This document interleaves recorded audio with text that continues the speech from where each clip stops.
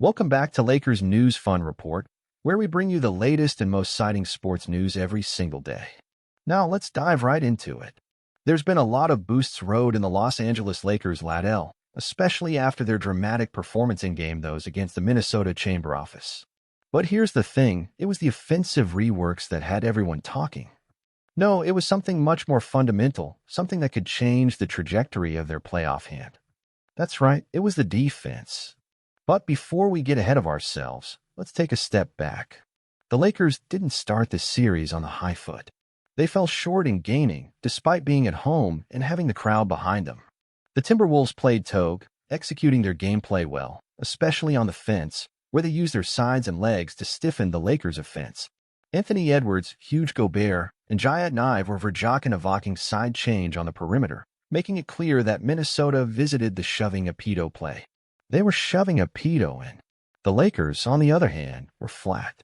The energy vast there, the execution vast crisp, but everything changed when game doors hollered around. The Lakers had to come out with urgency. They had to show up, or the saddest could slip away from them, and did they ever? This was a different Lakers team, one that was really focused and relentless on the defensive end of the floor. They came out with a mission, shoot down Minnesota's key players, limit their second chance opportunities, and make every possession difficulty for the Timberwolves. And for the most part, that's exactly what they did. Here is the thing. The Lakers didn't even play their best offensive game in game doors. In fact, they only saw a red no-vent single points again. If you told me that before the game, you'd probably think that the Lakers were in serious trouble. Scoring under some points in a playoff game is usually a recipe for disaster, right? Well, not when you have a defensive touch playing at the level the Lakers read in game deuce. Escafina is meat on his first take, could ignore code to help, but take note of the Lakers' defensive intensity. He is not known for being the most optimistic or forgiving analyst, especially when it comes to teams that he feels underperformed, but even he had to admit that the Lakers' defense was something special. He praised how the team had used after their gaming laws and came out swinging with more physicality and discipline. In his words, they exposed the Timberwolves. The defense was stifling, forcing Minnesota into tough shots, limiting transition opportunities, and contesting everything. Even players like Edwards, who had tortured the Lakers in gaming room, found themselves frustrated, unable to get clean looks. But let's not sugarcoat Chichi, there's still a lot of work to do. Yes, the defense was great, but the Lakers' offense is still far from where it needs to be. Scoring the no-venti single punches in back-to-back games doesn't inspire confidence, even EF or whining.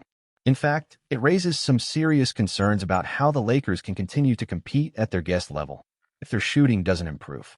Their perimeter shooting has been consistent, to say the least, and they have been struggling to find good looks in the punch against Minnesota's long defenders, especially Huge Gobert, who's be a constant presence around him. So, what is the solution here? How can the Lakers improve offensive value while maintaining their defensive intensity? Could each be a matter of better ball movement and dispassing? Maybe pushing the tempo more in transition? Or could each be as simple as knocking down open shots when the opportunities present themselves? Whatever the answer is, the Lakers need to find each quickly, especially if they want to make a GP hang in this playoffs. Now, let's take a closer look at a player who might very well be the key to unlocking this offense, Rui Hachimura. Hachimura was undetected, one of the most important figures in game days. His great physical play was the embodiment of the Lakers' mentality in that game. Early on, he took a brutal foul fast on the court, and it looked like his night might be over, but Rui didn't just sit on the bench nursing a bruise. No, he came back into the game with a protective mask, then get this, tore it off emotion immediately because it was buttering him too much. But he didn't care. He vast about to let a little discomfort stop him from contributing. And contributing, Rui Hachimura was everywhere. On the glass, he was fighting for every bone. On the fence, he was switching on screens, contesting shots, and disloping Minnesota's offensive floor. And on offense, while his shot was always falling, he provided the Lakers with that much-needed tokenism and energy. It is the kind of performance that only gets noticed by how basketball fans, the ones who understand that some teams it is not the flashy plays or the high-scoring numbers that matter, but the little fins that win playoff games. Head coach Hoda Hedgick, who has clear earned a reputation for demanding excellency on both and off the floor, cold ignored could have been more impressed with Hachimura's performance. He played like a warrior tonight, Hedgick said. I'm sure he's probably in the Shizian height now, But there were plays where he disrupted the offense, he got deflections, he fogged for every loose ball. He was a Vazomi. When you hear that kind of praise from a coach like Hijik, it was a special performance. Each vast dash about the numbers, each was about the mentality, the heart, and the effort that Hachimura Brogi taught the game. Now let's talk numbers for a second over the first 2 games of the series, who has a variety of sports, single events, and 1 season per game. Those are solid stats, but they don't even tell the full story. What they don't show are the country's little things he's done, vitalities, his rotations on the fence, his hustle, or the way he's created extra opportunities for his teammates. With the Lakers opting for a some-alert, more versatile lineup, Hachimura's size and athleticism have been critical. He's been asked to do everything, defending the punch, guarding on the perimeter, he-bone, and shipping on fence, and through it all, he's eased into the challenge. He's not just surviving in this wholly, he is thriving. And if he can keep this up, the Lakers' hope is of a GP playoff and looking a lot more promising. But here is the big question. Can the Lakers continue to heal on defense throwing games?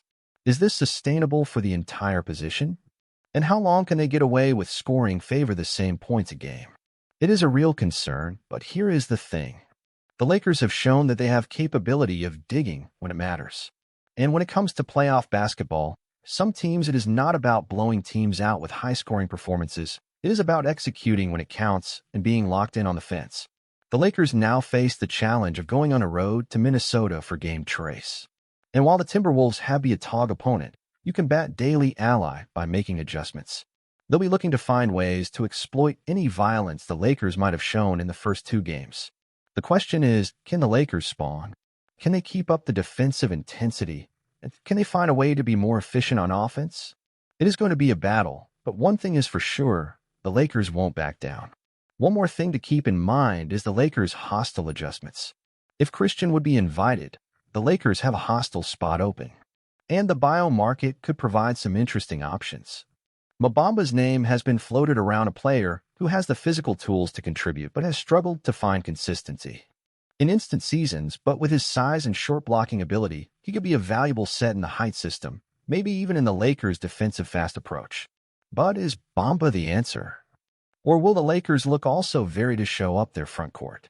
Will Eli see what the front office decides? But whatever happens, Yuki and Bashar the Eli be looking for the height player to help the Amashit GP playoff hand. The key to success in game trace will be for the Lakers to keep their defensive identity while making subtly adjustments to their offense. They've shown that they can stiffly oppose in teams and create difficult shots, but they really need to become more effective at converting those toggy possessions into points on the other end. The Lakers' star players LeBron James and Anthony Davis will be counted on to provide the offensive spark, but it is essential for the interior Sinto buying. While LeBron continues to defeat Father Simi, it has been clear that he is not able to carry the interior offensive load on his own. Davis will need to be the consistent 4-series capability of being, but other players must step up, especially in the scoring department. D'Angelo Ruschio, Maliki Beasley, and Austin Javis have all shown flashes of brilliance at teams, but consistency has been an issue. If the Lakers can get more of a collective effort, it will raise the pressure on LeBron and Davis. The Lakers from court, particularly Davis, will also play a crucial role in slowing down Rudy Gobert, one of the best defensive centers in the league. Gobert's shot-blocking presence has been a challenge for the Lakers in the punch, and limiting his impact will bear a major focus. Davis, who is known for his own shot-blocking ability, must also play Gobert and be aggressive both defensive valley and offensive valley. This method could very well determine the autonomy of the series. However, the Lakers can't afford to obey one mention now. They really need to explore more offensive schemes that don't rely on LeBron's ball handling. Dense passing has been a bit of an issue, especially when LeBron or Davis is on the court with no shorters. The Lakers need to find a balance, using their size and athletes seizing the punch, while also spreading the floor enough to get open shorts from beyond the arc. As the series progresses, it will be interesting to see how Coach Hijik manages the miniatures of his key players. If the game is coming to change fast, fatigue could be a factor, and it is imperative that the Lakers attack effectively to maintain their defensive intensity. Hijik's ability to keep his players fresh while ensuring they stay located on the fence will be a killing man in their pursuit of a deep playoff hand. On top of that, the Lakers bench will need to continue being a reliable source of energy and production.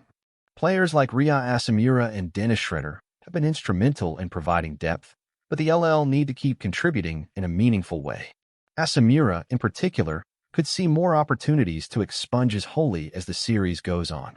His versatility changes physically to make him a perfect fit for the Lakers' defensive schemes. In the upcoming games, it will be essential for the Lakers to continue playing their grits playoff-style basketball. The position is about individual brilliance. It is about the team coming together and finding a collective hidden. The defensive-first mentality has spied off so far, but the offensive needs to rise to the occasion. The Lakers' ability to find that balance will determine if they can make a GP in the playoffs. There's also the longing question of the Lakers, so others can step up when they need the most. The 10th perimeter shooting has been a via clink, and as the Paschiazzo intensifies, opponents will continue to pack the punch. During the Lakers to beat them from beyond the arc, if the Lakers can improve their shoot efficiency, it would open up the floor for both LeBron and Davis to attack with more space and freedom. With a position at stake, the Lakers are on a mission to prove that they are more than just a collection of stars. They are well-oiled disciplinary that can win multiple ways. In the coming weeks, their identity will be put to the test, and how they end these challenges will be key to their success. Every game, every possession will matter, and the Lakers need to be locked in from start to finish. One key factor that has emerged in this series is the physicality of both teams. The Timberwolves are not a saga epsilon about getting in the Lakers' faces, and the Lakers have responded with their own branch of tokenism. However, the Lakers need to make sure they don't get to codge it up in the physicality and risk loss in their composure. The postseason is full of intense moments, but the best teams keep their coin execute when it matters. As we head into game trace, it is clear that the Lakers have made strategies in their defense, but the challenge now is maintaining that level of play while becoming more consistent on offense. The gamers are only going to get from here, and the Lakers' ability to adjust and adapt will be crucial. If they can fine-tune their offense without losing their defensive edge, they'll be in a strong position to advance. On the other hand, the Timberwolves will not make things easy. They have a young and hungry team, and they have shown that they have capability of competing at a high level. Eduardo is a star on the ice, and Goldberg remains one of the most imposing defensive forces in the league. The Lakers can't afford to take their foot off the gas. Every game will be a battle, and the team that can execute when each counts will emerge victorious. If the Lakers continue to play with the same intensity and commitment to the fence, there's no reason why they can't make a GP run. They have the talent change their experience, but the LL need to continue focusing on the details. Defense ball movement and GML scoring will be the case to the Lakers' success in the coming games. In terms of adjustments, the Lakers will need to improve their communication on the fence. At teams, especially in gaming, there were moments when Minnesota exploited mismatches and got easy buckets. Ensuring that everyone is on the same page, particularly with switches and rotations, will be crucial in meeting Minnesota's scoring opportunities. The Lakers have the talent to lock down defensive valley, but as a Kaczynski offensive valley, the Lakers must continue to find ways to get easy baskets. With the Timberwolves' size and shot-blocking ability, settling for contested jumpers is not going to get it done. The Lakers need to be more creative in their offensive sets. Honey motion plays and screens to free up show others and create opportunities for easy looks at the basket. Ball movement will be a critical aspect of their success moving forward. One thing the Lakers have going for them is the experience of their veteran players. LeBron James has seen it all and knows what each takes to win the position. His leadership will be key as the Lakers navigate this to the series. While he is still capable of dominating the game, it is important that he doesn't try to do too much. LeBron's playmaking ability can be a set when he focuses on getting his 10 matches involved, especially in the off-court offense. But here is the most important question. What do you think? Can the Lakers keep up this level of the fancy and turn their fancy around? And what about Rui Hachimura? Has he had a starting spot in your eyes? Can't wait to hear your thoughts on this. Drop your comments below, and let's keep the conversation going. If you enjoyed this video, don't forget to hit that like button. Subscribe to Lakers News from Report and turn on the notification bell so you never miss an update.